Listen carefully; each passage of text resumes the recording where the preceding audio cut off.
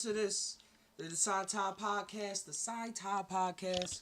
It's your host, Psy Tai, place where we combine, this is just Tai now, a place where we combine our mind with our heart, see what our gut mind is saying, connect all those three circles, and let whatever come on out. I'm still working with the camera angle for the vertical, but hopefully y'all enjoying it. We got the big one too. Let me move that to the side. There we go. If y'all want to see the full screen, just flip over the full screen. Make sure everything is live right now. All right, we good. Yeah. So today in the news was what just came across my radar. Fuck if it's news or not. This just came on my radar. Some was funny, some interesting. We got new dinosaurs being popped up, robot arms, people using the N word in like places they shouldn't. Like you were going to look. Let's just jump right into it. Fuck the intro. Look, when I saw this, I was like, "Yo!" First, I didn't even know this was going on. But this Michael B. Jordan. Wait. Oh, wait. I thought that was gonna happen. Y'all can't hear.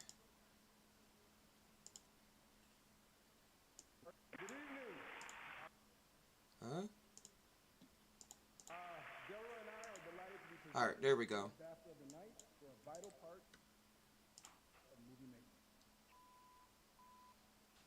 He said, "Nigga, bitch." I didn't even know he put the B in there. And there they was accepting an award. And they tried to say, hey, this guy was there for to represent the Tourette people that have Tourette syndrome around the world. Like he's a representative and stuff like that. Why he had to be there right then and there?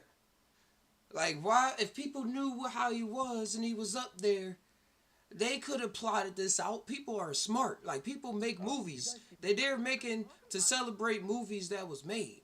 So I think that was mostly set up. That was a whole setup. Right, let me hear it again. Look.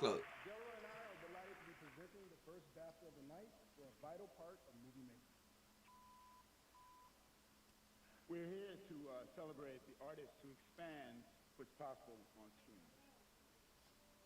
Hey, yeah, they tried to make all these apologies for it. And then I saw another lady talking about it too, saying how it was going on more so not on the stage but off the stage on the carpet and everything.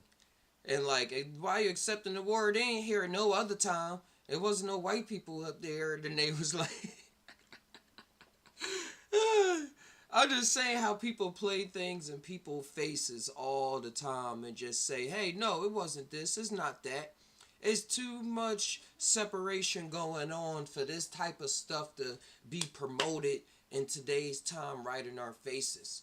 With people who have never done anything wrong. Like Michael B. Jordan, people will call him like a white black guy sometimes. Just saying. Not the other one. But come on, we integrated over here. You know he with the snow bunnies. Come on. There was no reason for that. He said, nigga bitch.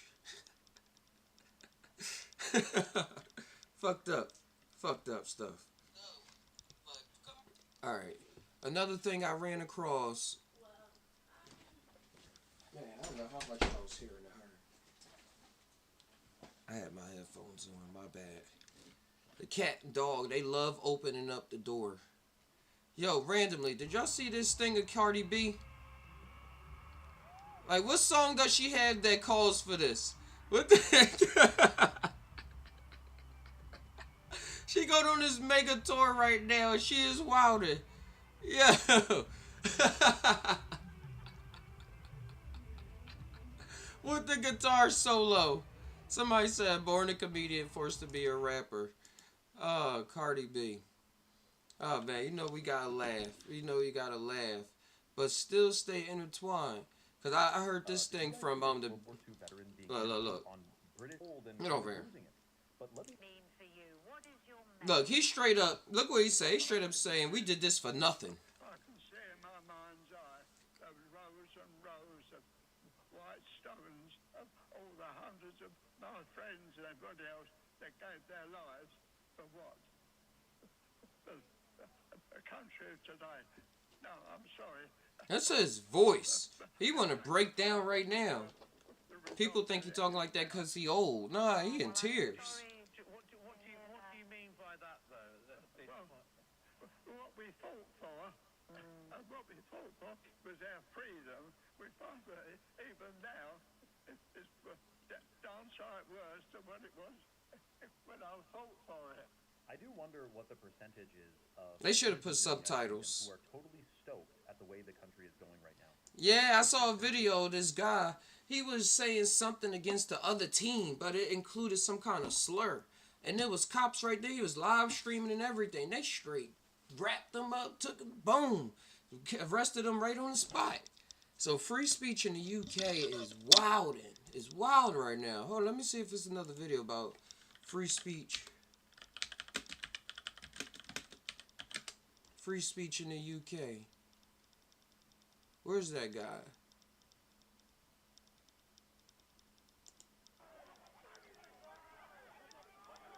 Man, now this was last year. It was something that just happened. I want the top video. I want like. Oh, look at it. Me to Harrogate in the middle of the night over a tweet. I am, unfortunately. Yeah. In terms of that, basically, our hate crime team do something there are offences there in the police. Okay. Unfortunately, the time is 21:31 to round the Russell first section 19. Section 19? You don't have to say anything, you don't have intent to not mention one question, something which they're trying to talk, what you do say to me is, basically, section 19 refers to spreading what we say like racial hatred. So we post something online that we believe is spreading racial hatred. Twitter, Facebook, what? Can't explain too much. They can't even tell him. Context beforehand. So I appreciate you've never been arrested before, have you? Yeah, once or twice. Once or twice. Frequent flyer. Apologies, I didn't think you were. Basically, how it works now is then, obviously, if you've got stuff you'd like to gather, obviously I'm more than willing to talk through what you're able to take through. What you're taking No, what me about out? what the crime is? Like, what was the tweet? What was the You're taking post? me to Harrogate in the middle of the night over a tweet. I am, unfortunately. Is this what you signed up the police to do? This is my role. I'm trying to be reasonable with the rate. So if there's stuff you'd like to gather, I'm more than willing to allow you to gather some sort of stuff like medication, any numbers you need. But at the moment, You join the police to go and arrest people at night for tweets online. You do understand I'm going to make a So this is what they trying to start in Philly. I mean, in Philly. Period. This is what they trying to start in America. If y'all don't think they trying to start this in America, y'all tripping. That's why they got ICE trying to push the limits, giving them budgets beyond imagination. Like tripling the... Oh, wait, I turned on Elder Ring by accident. Tripling the budget and everything for no reason. They saying we got kidnapped we got to get all the criminals and everything, but they getting way more than just criminals and citizens and everything. They getting everybody in between. It's so fucked up. And now, like, you saw that Israel, they put money into YouTube and TikTok, like, literally. And now, a lot of posts that was going against them, like, you see all this post saying, hey, you need to look out for this. Or the Alex Jones, y'all know what the Alex Jones mean just for me doing this. They blocking, they not posting, allowing those kind of videos to get in the algorithm. Like you're seeing a lot less of those type of videos. So now the view on their country is going to the majority of people at least, is going to be lessened. It's going to be lessened off of their history and more so what they're going to be promoting in their future. It's so crazy. And that's what free speech is always going to be the most powerful thing. Because right now I could say anything I want. Like, fuck ICE. Fuck the police that support them. Fuck everybody that support ICE. Like, fuck all of them, man. Because if it was your family, you wouldn't be saying the same thing. And black people, we've been not liking, like, black people as a culture, we have not been liking these kind of authority concepts to be pushed on us. So seeing it pushed on other people, it's just like, dang, man, like, you can't, why have these kind of things? It can be done in such another way. Such another way. Y'all know. Just doing your jobs on. They know. It's just a matter of control. Man, something else I ran across.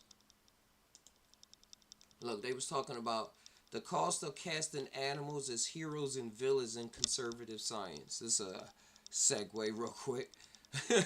Says scientists and philosophers, explorers, data collectors, they and number crunchers. They are also storytellers placing data within a broader scientific and societal context. How they tell these stories matter. So people like, what they're trying to say, Dare is actually not so sweet. I need to watch out for the Bambies.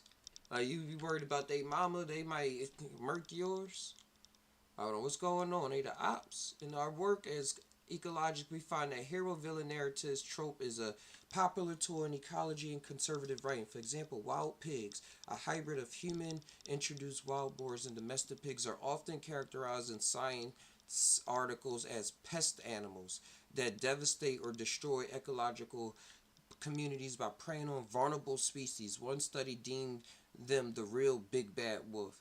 These framing does not reflect the technical terms, but storytelling decisions meant to help readers understand the data and results. So how are they really? Alright.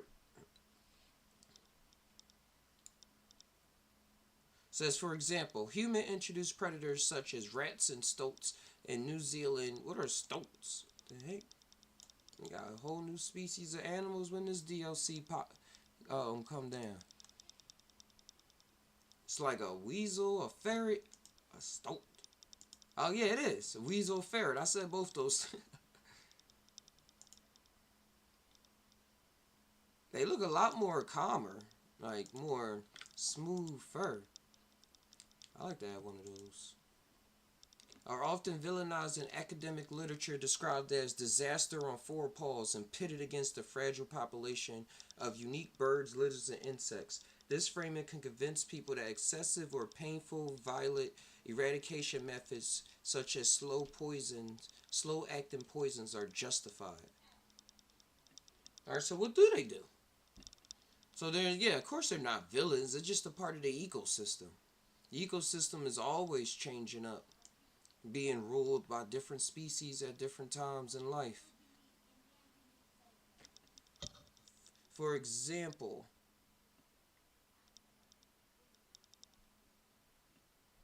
yeah, I kind of get what they're saying. But that is something to look at. Because people scared of spiders. Spiders and snakes and everything. But they really are a helpful part of the environment. Been here for thousands of years. And we lived alongside of them for thousands of years. We got medicines. We can tell when they poisonous or not. It's just all a mind thing. Just like with people getting along. It's all in your head. it's all in how you work things out in your mind. And speaking of old species, I heard they just discovered a new in the sands of the Sahara Desert. thing of dinosaurs. Now they've unearthed fossils of a supersized carnivore that lived over 95 million years ago. The team now naming it Spinosaurus mirabilis, Latin Spinosaurus for mirabilis. the discovery raising as Astonishing. many questions as answers about prehistoric life.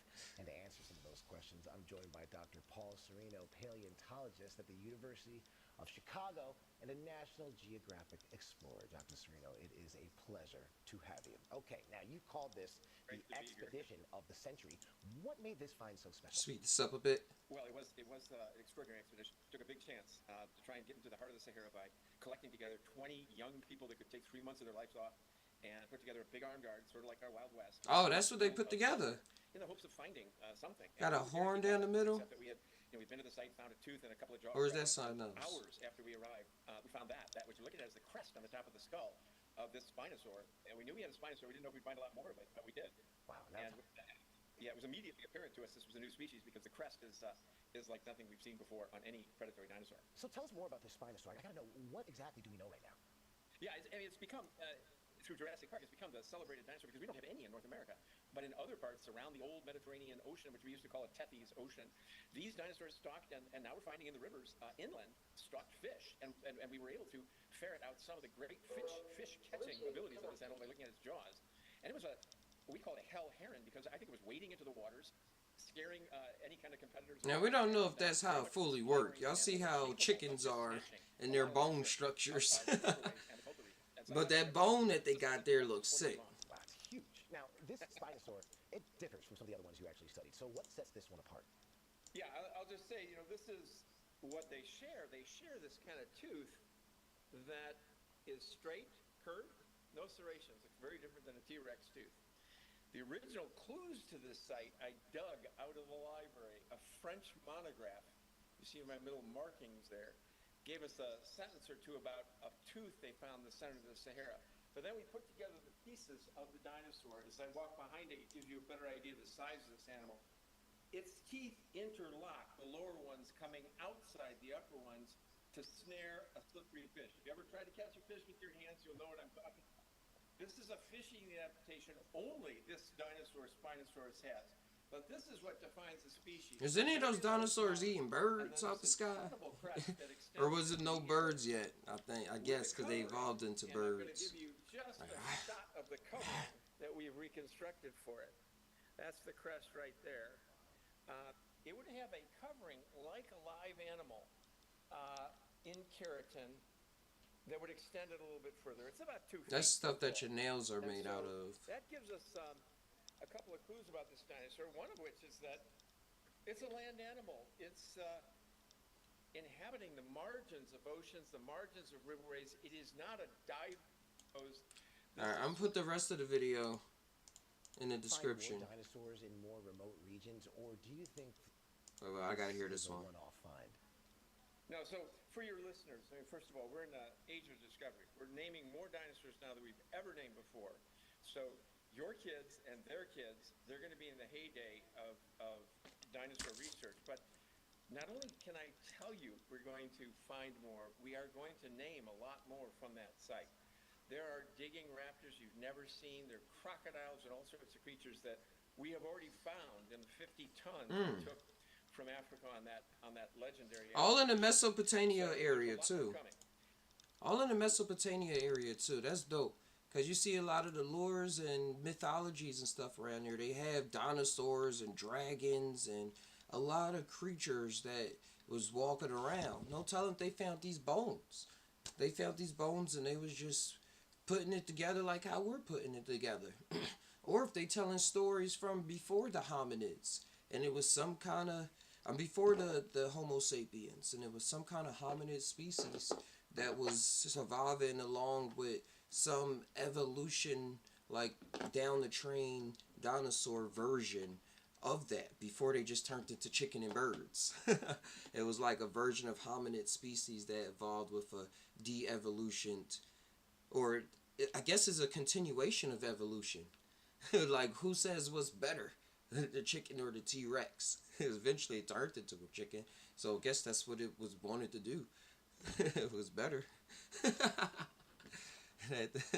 Adapt to its environment. Yeah, interesting stuff. Something else I ran across to tie down, just think about it, is the CEO of Anthropic is talking about how he doesn't know if the AI that they I want to have try and focus on is scenarios conscious where or AI not. goes rogue. You know, I should have had like a picture of a Terminator see what's robot going to on. like scare people as much Oh as no, possible. this a I whole think the 40 internet, minutes. The internet does. I'll that put the for link us. to this in the description. Are the lords of artificial intelligence on the side of the human race? My prediction is there'll be more robots than people.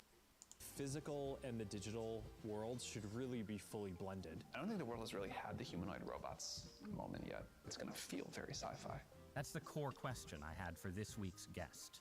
He's the head of Anthropic, one of the fastest growing AI companies. Anthropic is estimated to be worth nearly 300 to try things. At some level, you just have to comply with the laws or change the laws on getting medicines through the regulatory system. So there's a finite rate at which these changes can happen. Now there are some domains, like if you're playing chess or Go, where the intelligence ceiling is extremely high. But I think the real world has a lot of limiters. So maybe you can go above the genius level, but sometimes I think all this discussion of could you use a moon of computation to make an AI god, they're a little bit sensationalistic and kind of besides the point. Even as I think this will be the biggest thing that ever happened to humanity. Right. And so you have one of the biggest things. Keeping it concrete. They always try to say this is the biggest thing ever. Like, nah, bruh. One of the biggest things is when somebody is born, period. And they'll tell us what else happened in the past that we forgot, or the things we remember that got us here. Where there's just an end to cancer as a serious threat to human life. Now, when it comes to this, an end to most of the illnesses that we experience that kill us. Possible life extension beyond that. So that's health. That's a pretty positive vision. Yeah. Then talk about economics and wealth. What happens in the 5 to 10 year AI takeoff to wealth? Yeah. Yeah, So let's see about the money keep real it on the fast. positive side. Yes. There'll be plenty. We'll get to the negative side. But we're already working with pharma companies. We're already working with financial industry companies. We're already working with folks who do manufacturing. We're of course I think especially known for coding and software engineering. So just the raw productivity, the ability to like make stuff and get stuff done, that is very powerful. And we see our company's revenue going up 10x a year, and we suspect the wider industry looks something similar to that. If the technology keeps improving, it doesn't take that many more 10x's until suddenly you're saying, if you're adding across the industry $1 trillion of revenue a year, like the U.S. GDP is 20 or 30 trillion. Yeah, people going to trust exactly. with the AI and the doctor telling them in combination. So the Anthropic gonna make a lot of money connecting with pharmaceutical companies and stuff like that. To something hey, yeah, you should get this one. You should get COVID-19 shot. There's no science of calculating these numbers. Hopefully not. Hopefully it won't be just that. But I know it's going to be something like that. The distribution of what we saw before. I thought and you again, was going to this will be lead to a weird world. ideal to just my Pacifics. That AI could be good for democracy and liberty around the world, which is not necessarily intuitive. A lot of people say, incredibly powerful technology in the hands of authoritarian leaders leads to concentrations of power and so on. And I talk about that in the other episode. Just briefly. Before I go off of this, what's going on?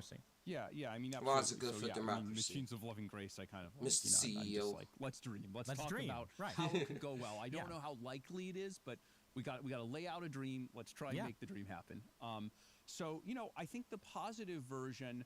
I admit there that I don't know that the technology inherently favors liberty, right? I think it inherently favors curing disease and it inherently favors economic growth, but I worry, like you, that it may not inherently favor liberty. But what I say there is, can we make it favor liberty, right? Can we make it the may United not States favor and liberty, other democracies but can we make get it ahead in this technology?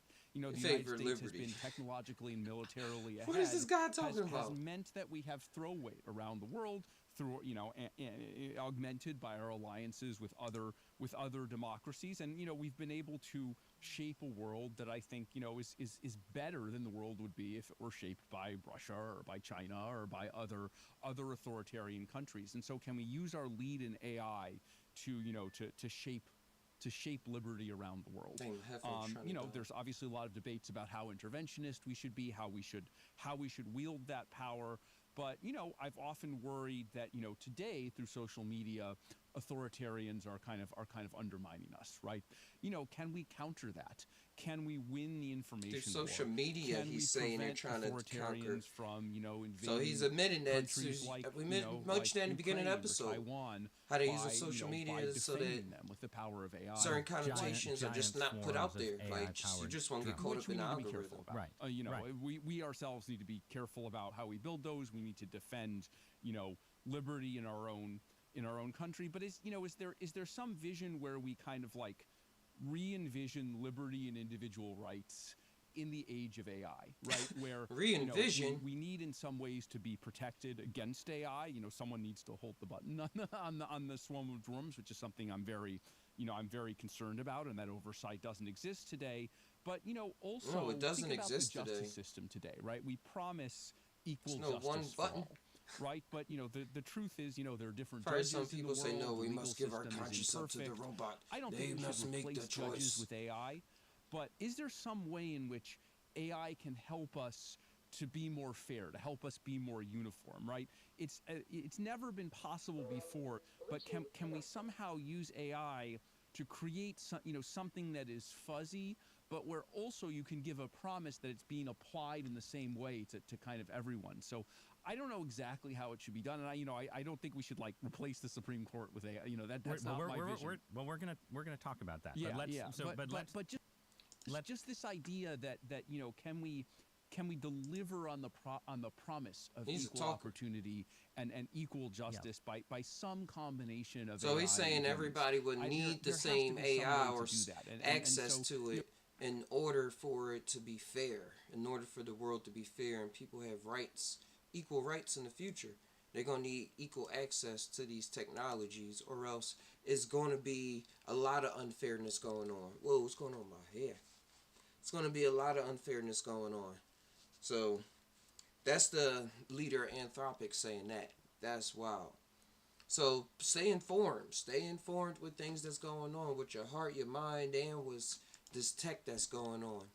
Before I go, this is something else I want to show. They made this robot hand. And it's not controlled from like a LLM. Like a chatbot. It's another kind of organic type of design. Let's see if I can find it in here.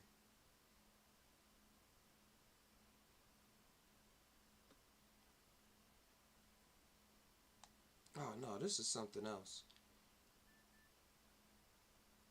But this is just something they made. This is something else I guess they made, talking about a robot that walks on his fingertips. Because they didn't really base it off a normal human hand.